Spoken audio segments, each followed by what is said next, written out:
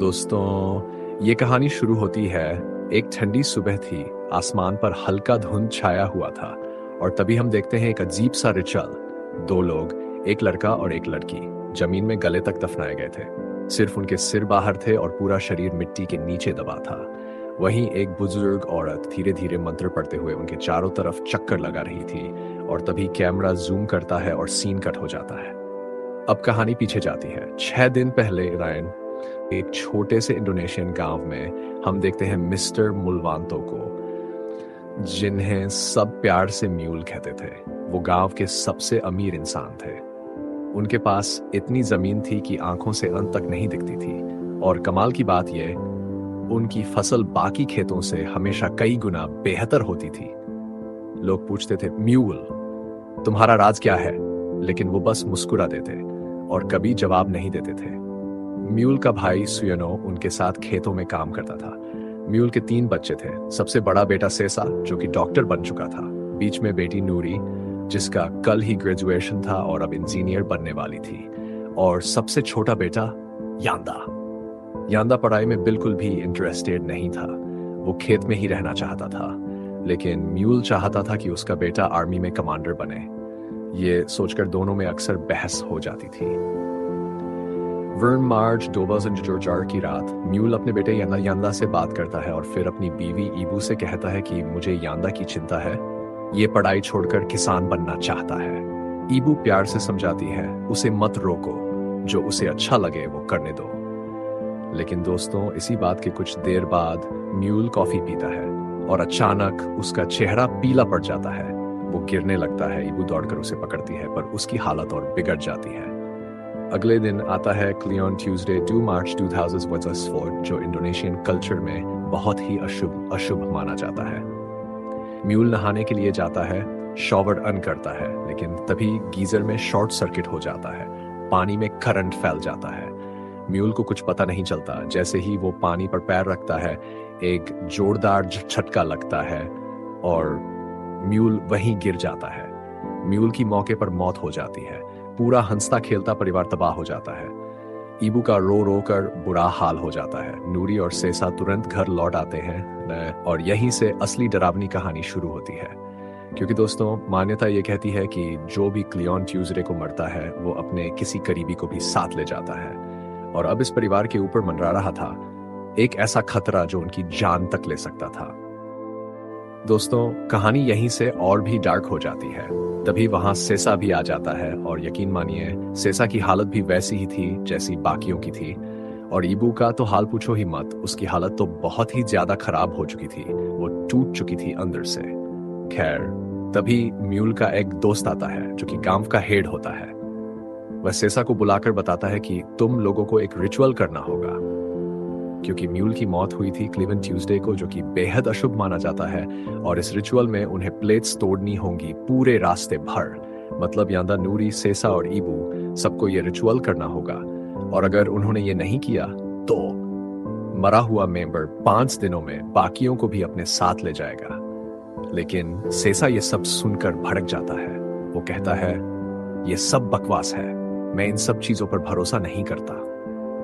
और अंदर चला जाता है फ्यूनरल में प्रेयर करने, क्योंकि पढ़े लिखे बच्चे थे। इन बातों पर उन्हें जरा भी यकीन नहीं था। फिर म्यूल को दफनाने ले जाया जाता है। चारों परिवार वालों को वहां रिचुअल करना था, लेकिन ईबू की हालत इतनी खराब थी कि सेसा उसे संभाल रहा था। इसलिए सिर्फ नूरी और यांदा ये रिचुअल करते हैं। प्लेट्स को रास्ते में तोड़ा जाता है, फूल और सिक्के फेंके जाते हैं और फिर म्यूल को दफनाया जाता है।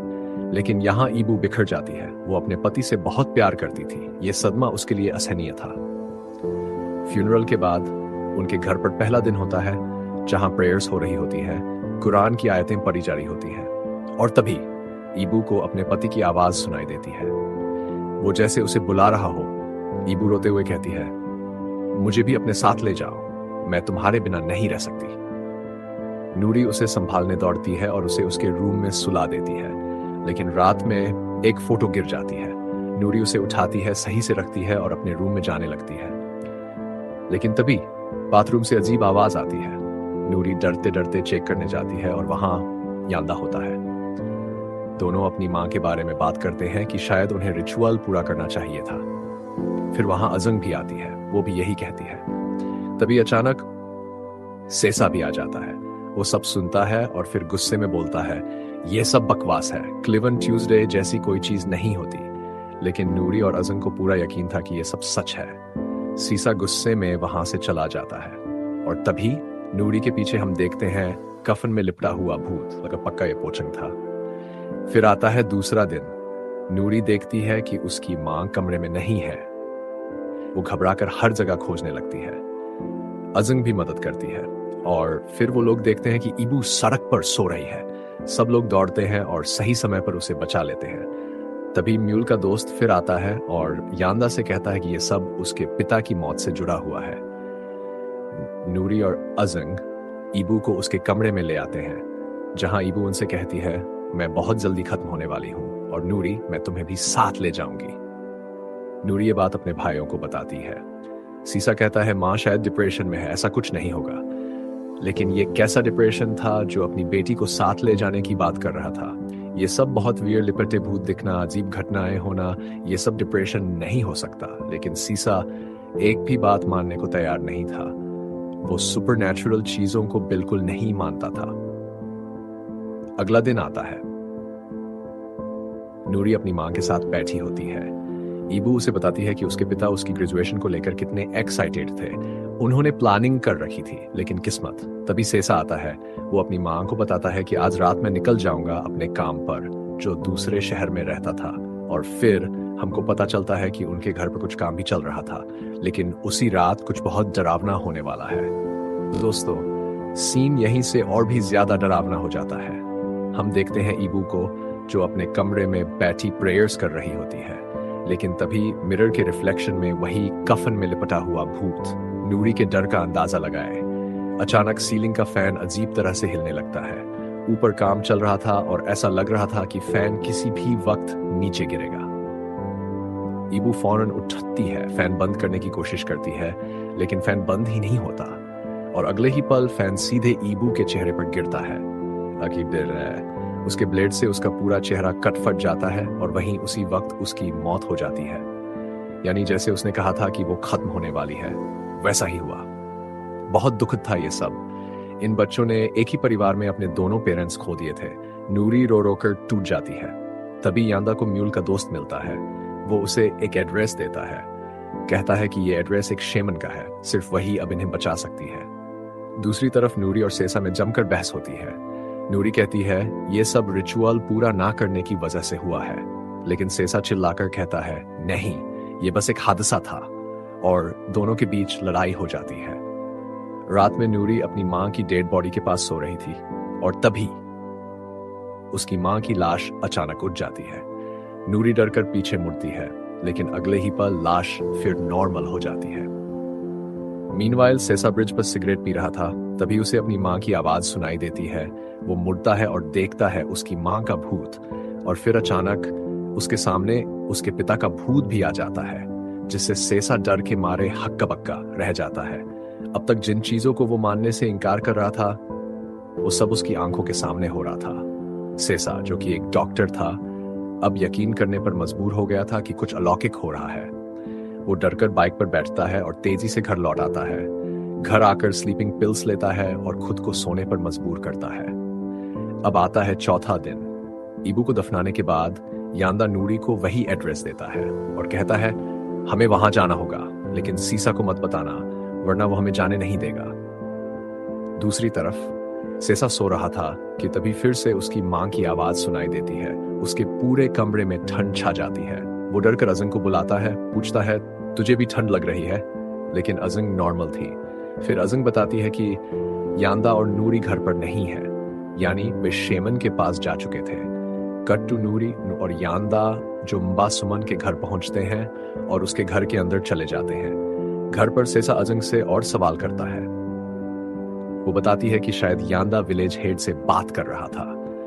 ये सुनकर अजंग अपने काम में लग जाती है। सेसा अपने कमरे में आता है, बिस्तर के नीचे कुछ ढूंढने लगता है और तभी उसे अपनी मां की आंख दिखाई देती है। पूरा सीन ही रोंगटे खड़े कर देने वाला था। वो डरकर पीछे हटता है, फिर से देखता है आंख गायब हो चुकी थी, लेकिन वहां उसे एक पुड़िया मिलती है जो साफ लग रही थी कि काले जादू से रिलेटेड है। सेसा उस पुड़िया का फोटो खींचता है और नूरी को भेज देता है। तभी खिड़की का दरवाजा तेजी से खुलता है। सेसा डर जाता है। वो खिड़की के पास जाता है और देखता है उसके पिता की लाश।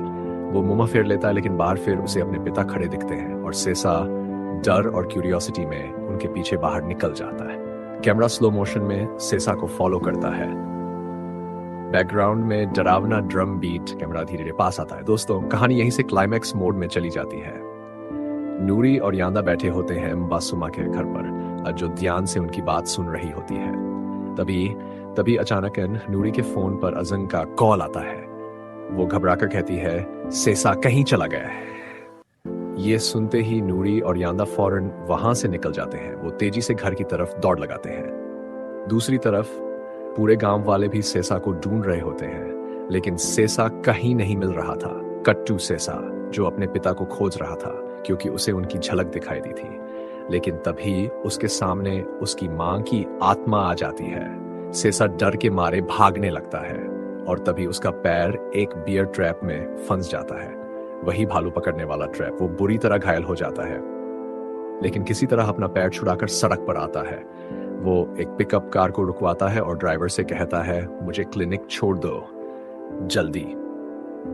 कार वाला उसे क्लिनिक के बाहर उतार देता है। सेसा अंदर जाता है, लेकिन वहां कोई नहीं था। वो खुद ही स्ट्रेचर पर लेट जाता है और तभी कोई उसे धीरे धीरे धकेलने लगता है, लेकिन ये कोई नर्स नहीं थी। ये थे उसके माँ बाप की स्पिरिट्स। सेसा ये देखकर बेहोश हो जाता है। जब उसकी आंख खुलती है तो वो खुद को मुर्दा घर में पाता है। वो डरकर उठता है और तभी मुर्दा घर में रखे सारे मुर्दे जिंदा हो जाते हैं और सेसा की तरफ बढ़ने लगते हैं। सेसा भागने लगता है, लेकिन हड़बड़ी में उसका पैर फिसल जाता है और उसका सर एक नुकीले ऑब्जेक्ट पर लगता है और वहीं उसकी मौत हो जाती है।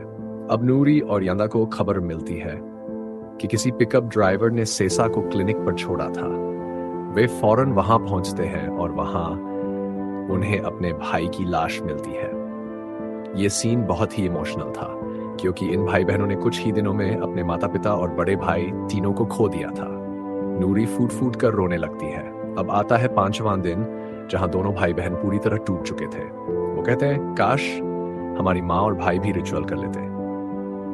लेकिन उन्हें अब एहसास होता है कि रिचुअल ने उन्हें नहीं बचाया था।